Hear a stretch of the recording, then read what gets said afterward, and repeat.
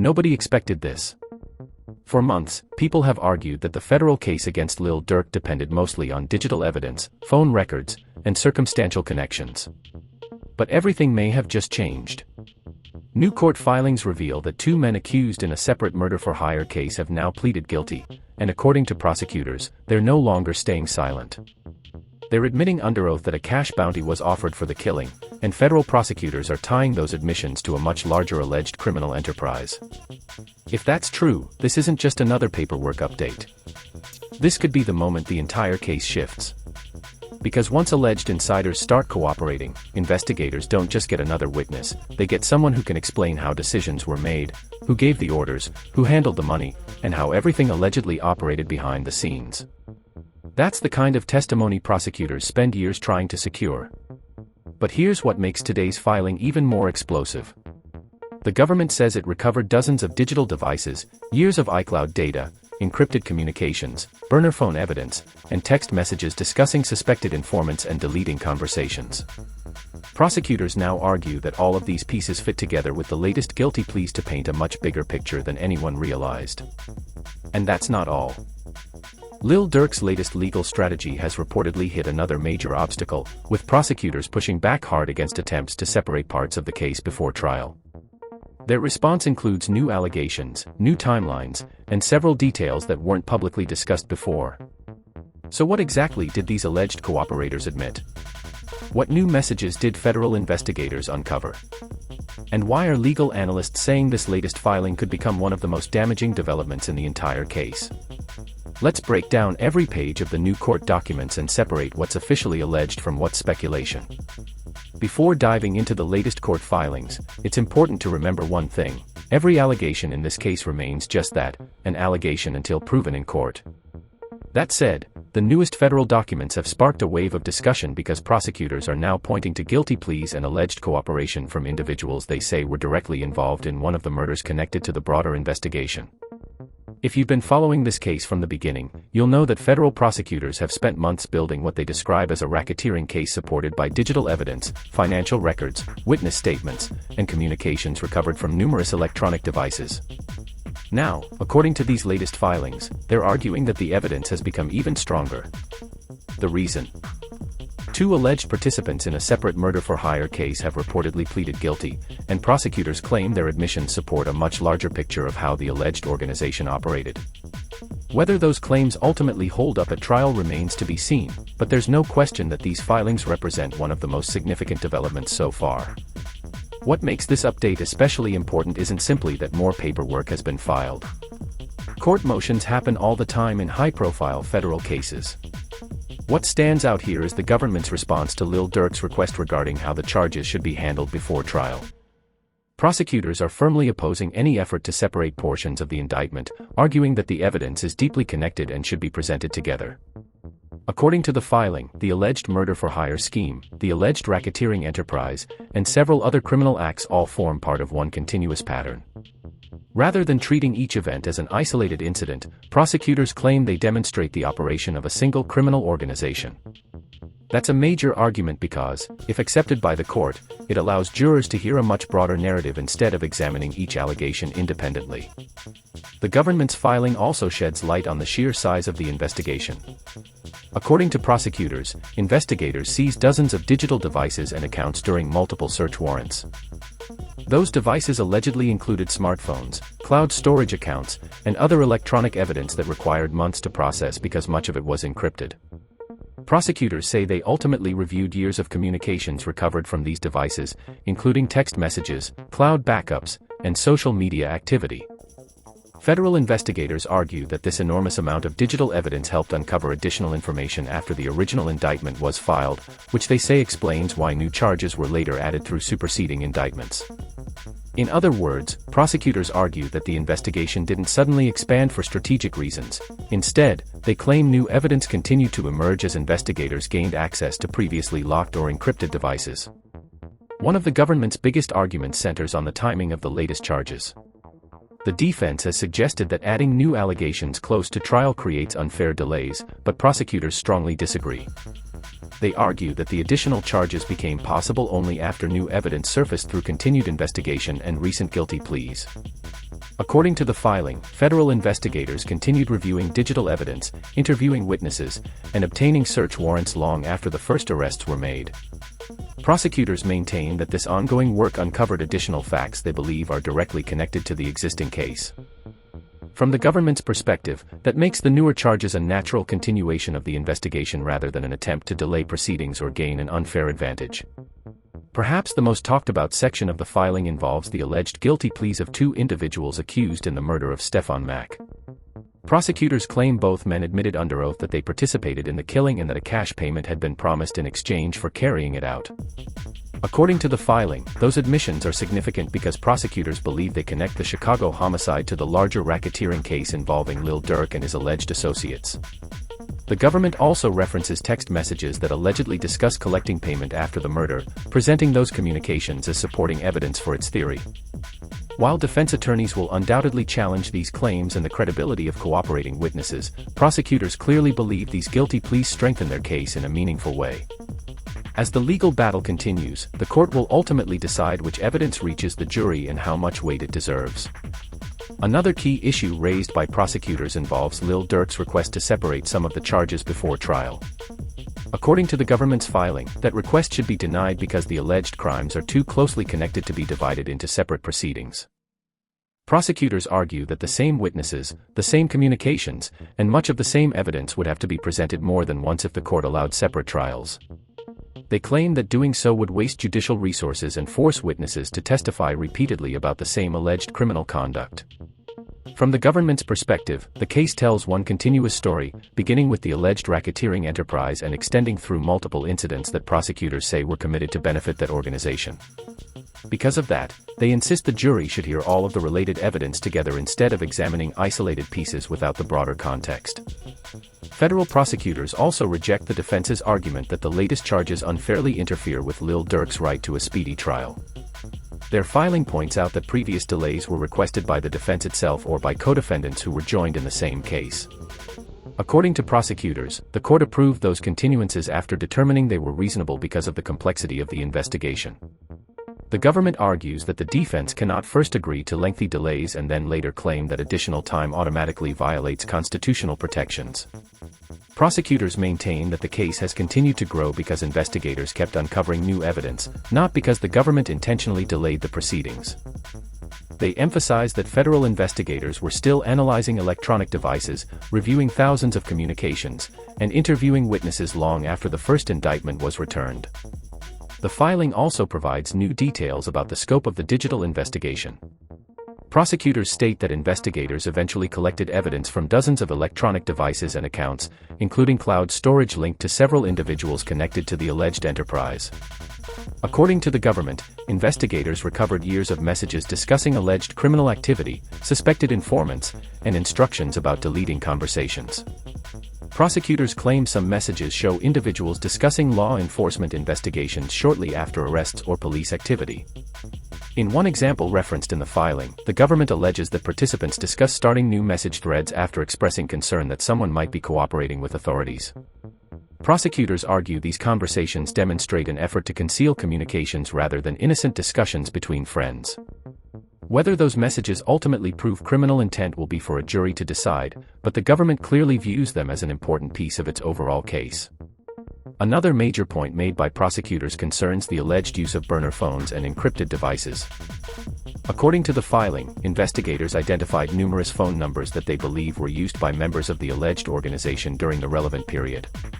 Prosecutors claim several devices were discarded after acts of violence and that some communications were intentionally deleted or moved between different accounts. Even so, investigators say they were eventually able to recover significant amounts of information through search warrants, cloud backups, and forensic analysis. The government argues that the existence of multiple phones and deleted conversations actually supports its theory that participants attempted to hide evidence. Defense attorneys are expected to challenge both the interpretation of that evidence and the methods used to recover it, making this likely to become one of the central disputes when the case reaches trial. Prosecutors also argue that witness security has become an increasingly important concern. According to the filing, the government believes holding one trial instead of multiple proceedings reduces the risk faced by cooperating witnesses. They claim there have already been attempts to identify or intimidate individuals believed to be assisting investigators, along with alleged violations of courtroom rules involving photographs and public discussion of sensitive information. The government argues that requiring witnesses to testify repeatedly in separate trials would expose them to unnecessary risks while also increasing the burden on court security and law enforcement personnel. That concern, prosecutors say, provides another reason why all of the related charges should remain together before a single jury. As the court considers these competing arguments, one thing is becoming increasingly clear. The legal fight is no longer focused only on the allegations themselves. It is now also about how the evidence will be presented, which witnesses will testify, and whether prosecutors can convince the judge that every piece of this case belongs in one courtroom before one jury. One section of the government's filing that has attracted significant attention focuses on communications prosecutors say were recovered from cloud storage accounts and mobile devices. According to the filing, investigators obtained search warrants for several digital accounts connected to individuals they describe as members or associates of the alleged enterprise. Prosecutors claim these records contain conversations about ongoing investigations, suspected informants, and efforts to limit what law enforcement could discover. Among the communications described in the filing are messages in which participants allegedly discuss deleting conversations, starting new message threads, and removing information stored in cloud accounts. The government argues these exchanges show an awareness that investigators might eventually gain access to electronic evidence. By presenting these messages, prosecutors are attempting to demonstrate what they characterize as deliberate efforts to conceal communications rather than ordinary conversations between friends or associates. Whether a jury ultimately accepts that interpretation will depend on the evidence presented at trial and the defense's response.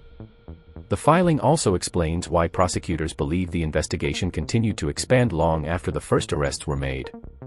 According to the government, investigators did not immediately gain access to many of the electronic devices seized during the search warrants because several were encrypted or otherwise secured.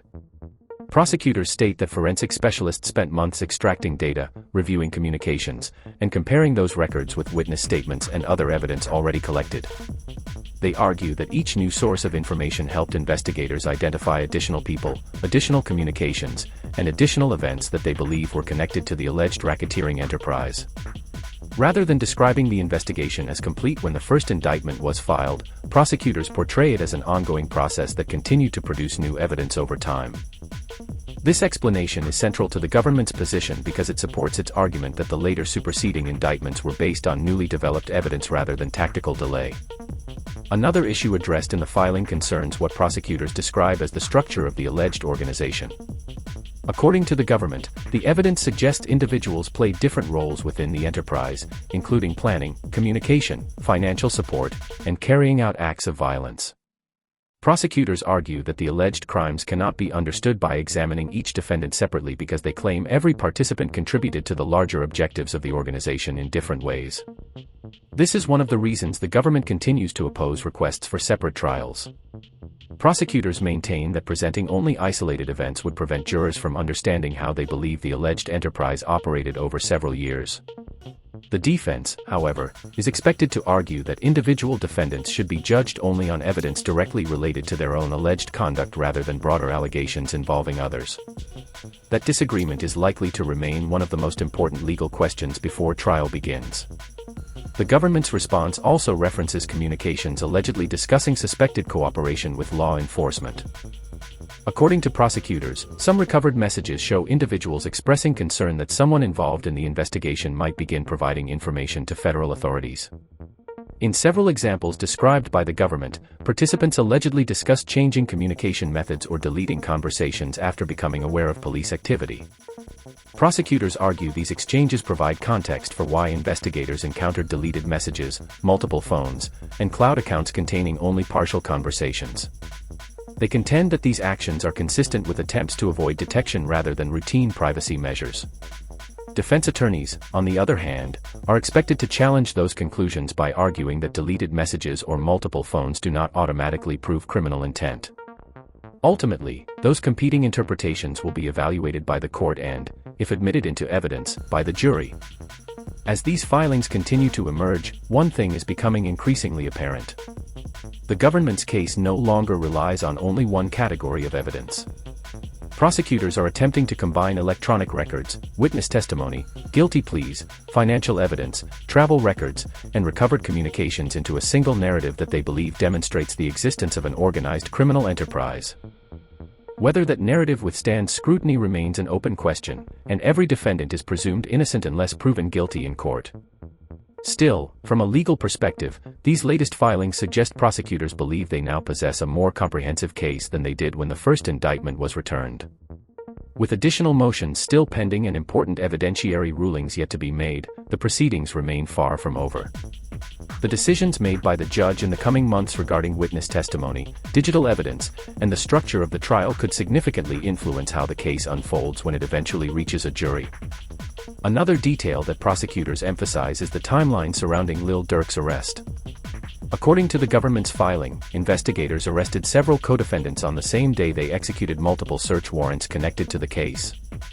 Prosecutors allege that, shortly after learning about those arrests, Lil Durk began arranging international travel. The government argues this sequence of events is relevant because it believes it demonstrates an awareness of the investigation and concerns about the widening federal case. Prosecutors further state that federal agents arrested him before he boarded a private flight. The defense has not accepted the government's interpretation of these events, and simply booking travel is not, by itself, proof of criminal conduct.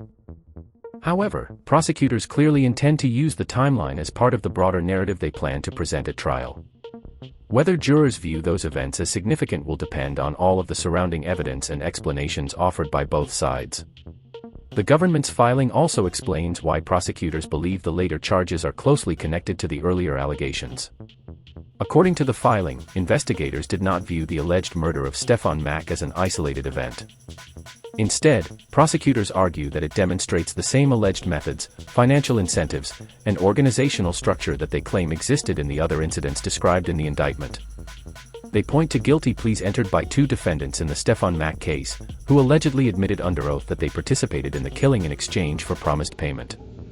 Prosecutors argue these admissions strengthen their theory that acts of violence were allegedly carried out to benefit the same enterprise described throughout the indictment. Defense attorneys are expected to challenge both the credibility of cooperating witnesses and the government's interpretation of these admissions.